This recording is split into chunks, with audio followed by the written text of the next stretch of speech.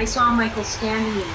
Diddy was laughing, and the baby was begging for it to stop. Those untouchable stars who light up your screens are the architects of a secret empire built on betrayal, coercion, and unthinkable cruelty.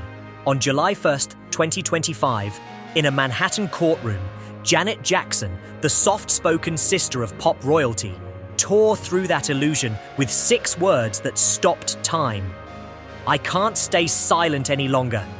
Her voice cracked, her hands shook, and for 18 agonizing seconds, the room held its breath as she unraveled a decades-long conspiracy involving Michael Jackson, Sean Diddy Combs, and a network of power that stretched from Hollywood's glitziest parties to the shadowy corridors of national security. This isn't just a celebrity scandal, it's a chilling exposé of a system that turned fame into a weapon and truth into a casualty. Are you ready to see behind the curtain, or will you keep clapping for the gods who've been lying to you all along? Janet Jackson's testimony wasn't just a courtroom moment. It was a seismic fracture in the glittering facade of Hollywood's elite. In the US, District Court for the Southern District of Manhattan, she stood alone. A black silk scarf draped over her head like a mourner's veil. No entourage, no bodyguards, just a woman burdened by a truth too heavy to bear in silence. At 8:41 a.m., as lawyers shuffled papers and media crews adjusted cameras in Courtroom 7, Janet entered unannounced, taking a seat in the front left row reserved for witnesses. The room, humming with the routine buzz of Diddy's trial, fell into a stunned hush, as if the air itself sensed the weight of what was coming. 11 minutes later, a federal assistant slipped a file to the judge, whispered briefly, and the jurors were ushered out. Cameras were ordered off, their red lights blinking out like dying stars. The judge's voice sliced through the tension. "The next testimony is approved for public record. Voluntary witness. No anonymity." Janet rose, her legs trembling, but her voice a clear, piercing hammer. "I am here to tell the truth, not to defend my family, not to withhold anything anymore." All eyes turned to Diddy, his face a mask of stone, as Janet unleashed revelations that would unravel a cultural dynasty. She spoke of Neverland, Michael Jackson's sprawling estate, not as the magical haven of his public persona, but as a stage for sinister gatherings cloaked in opulence. These weren't mere parties, they were meticulously orchestrated events, attended by Diddy and a parade of luminaries, models with fragile dreams, athletes chasing clout, even politicians cloaked in anonymity. Beneath the champagne flutes and pulsing stage lights, a darker purpose festered. Young girls, some as young as 16, arrived in sleek limousines, handed consent to be filmed forms they barely understood, and were recorded in ways that had nothing to do with celebration. Janet's voice broke, her hands gripping the stand, as she described stumbling into a control room beneath Neverland's main house in 2005. There she found hard drives labeled with cryptic codes, JJ07, NE12, DW7, each a key to a vault of horror. These weren't party mementos. They were 48 hours of footage spanning 6 years, capturing 31 famous individuals in acts of coercion and control. The courtroom reeled as she recounted a moment seared into her soul. Michael Jackson, his face ghostly white, emerging from a dark room where tapes were rolling, whispering to Diddy. That one didn't cry today. Those words, cold and hollow, hung in the air like a curse, a haunting echo of a truth Janet could no longer bury. The revelations deepened as Janet admitted her silence, a decades-long torment born of fear and family loyalty. She'd walked the halls of Neverland, hearing whispers of special guests and seeing girls ushered into private rooms, their eyes glassy with confusion or worse. But when Diddy's investigation broke, the weight of her complicity became unbearable. She turned over the tapes to prosecutors, each frame a stab at her own heart. She described a 2005 assault that still haunts her. A girl, no older than 18, drugged and violated at Neverland, her face etched in Janet's memory yet nameless. "I was a bystander," Janet confessed, tears streaming down her cheeks. "But I'm here to help find those victims." The tapes, she revealed, weren't for pleasure. They were currency, used to manipulate careers, silence dissent, and control the powerful.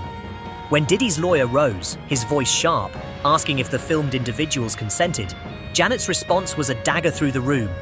No one volunteered to be filmed when they were drunk and unaware. by 10:09 a.m. Soon she concluded, her voice steady despite her trembling frame. I reclaim my voice for myself and for those who cannot speak. The courtroom sat in silence, not out of respect but dread. Michael Jackson's legacy, once defined by moonwalks and melodies, now lay in tatters, replaced by questions no one dared answer. A middle-aged music researcher in the gallery wept silently, his head buried in his hands, while a Variety reporter slipped out, too shaken to continue. That night, the FBI's New York headquarters thrummed with urgency. Technicians from Quantico, flown in for the Diddy case, worked feverishly in Digital Storage Room 3, a space usually reserved for human trafficking investigations. They decrypted 14 of 78 video files from Janet's drives, each labeled with codes like JJ's07, NE12, and MC19. Each a victim, a face, a life caught in a nightmare. One tape, RD14, showed an Asian woman, barely 20, naked and screaming, "I don't want to! I don't know who he is," as a hidden speaker barked commands through a ceiling panel. Metadata revealed a chilling directive. Use as tool, deal later. Diddy's hoarse, laughing voice echoed in 80% of the footage, a constant presence in a white-walled room draped in black velvet, lit dimly by a single unblinking camera.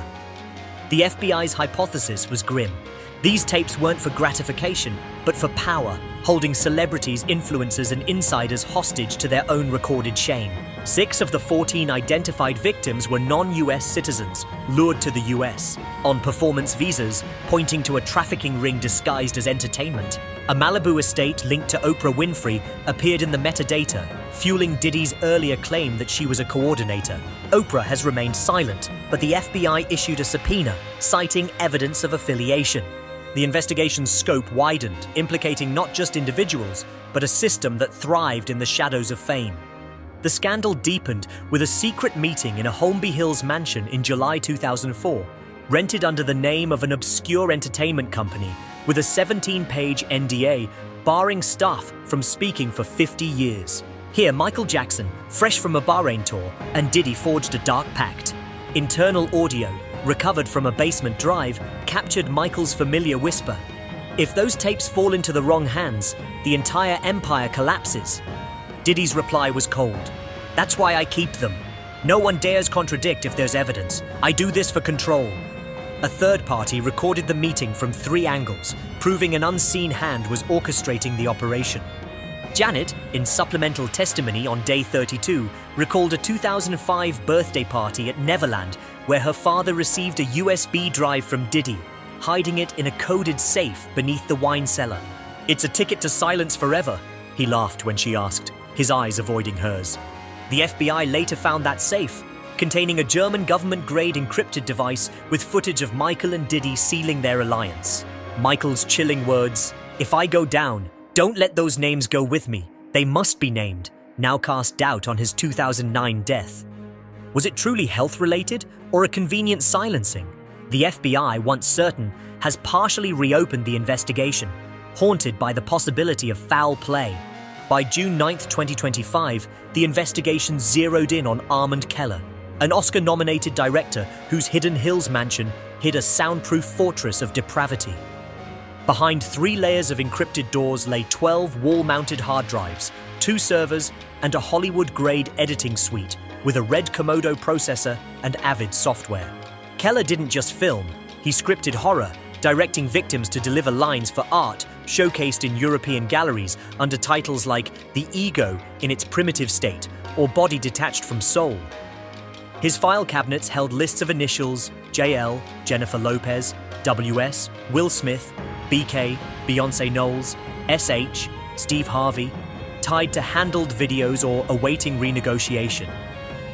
A former assistant in classified testimony revealed Keller's obsession with capturing beyond human boundaries, scripting every expression to mask crime as creativity.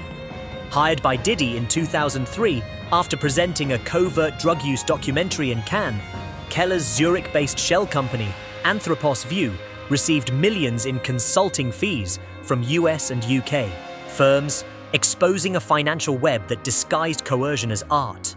The FBI's indictment labeled him the visual brain of a sophisticated extortion scheme. His galleries a grotesque front for a criminal enterprise. The investigation took a darker turn on June 10, 2025, with a 67-page silence list decrypted from Keller's server. Titled Level 3 Confidential Beneficiaries, it named 120 individuals who benefited from or knew about the scheme but stayed silent.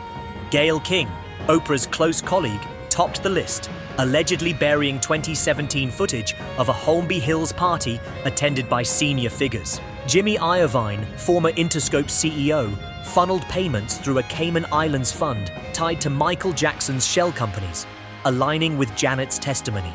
Steven Spielberg, listed as aware but silent, walked out of a 2015 screening of coercive footage but didn't report it, fearing repercussions for DreamWorks.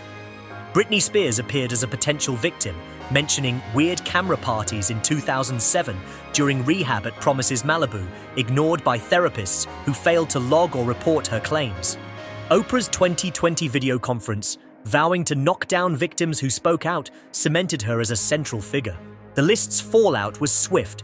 Within 24 hours, 17 individuals hired lawyers, 5 sought witness protection, and 1 reportedly took their life after their initials aired on live TV. Senator Rebecca Lance, chair of the Federal Oversight Committee, stood before cameras, her voice trembling with fury. Those who stayed silent prolonged the suffering of hundreds. They are no longer bystanders. On June 12, 2025, an NSA signal from Juno Vault, a system storing 1990s surveillance records, traced data to private parties. Org, a defunct website linked to Diddy, Michael, and media figures like Gayle King. Shockingly, the records were processed by Oxygen Link, a DHS contractor now under scrutiny for deleting White House staff emails. This suggested a national security apparatus complicit in silencing voices for political gain. A 117-page report revealed that since 1998, early warning systems flagged backstage parties as extortion risks, but media entities with ties to Hollywood blocked action. An NSA memo from 2003 advised against interfering with symbolic activity for social stability, prompting Senator Kelly Pressman to slam her fist on a table during a closed-door meeting at CIA headquarters, demanding a congressional hearing. Over $137 million flowed through Delaware shell companies from 2012 to 2021, funding experimental film projects that controlled artists. Janet, who refused a 2005 silent sponsorship deal, lost endorsements and faded from the industry, a 2006 report branding her too dangerous without compliance. Her courage in 2025 came at a cost. She'd been blacklisted for years, her career a casualty of her refusal to bow. By June 13th, the FBI declared this a systemic crisis, far beyond Diddy's trial. 10 properties in Beverly Hills, Bahrain, and Palm Springs were sealed as backstage hubs for coercive recordings, their walls hiding cameras and encrypted servers. At a press conference, an old photo of Oprah, Diddy, and Michael at a 2004 charity event, once a symbol of cultural unity, was displayed as evidence of collusion, its smiles now sinister. The public, once enamored with these icons, grappled with betrayal. Social media erupted with hashtags like Angie Silence List and The Hollywood Truth, trending as fans and skeptics alike dissected every name. On June 14th at 2:27 a.m., a Gulfstream G550 took off from an undisclosed U.S. airport, reportedly carrying Oprah Winfrey, with no transponder or manifest. Her escape underscored the stakes, a machine that churns out icons to mask a filthy truth, where blood and money blur into one.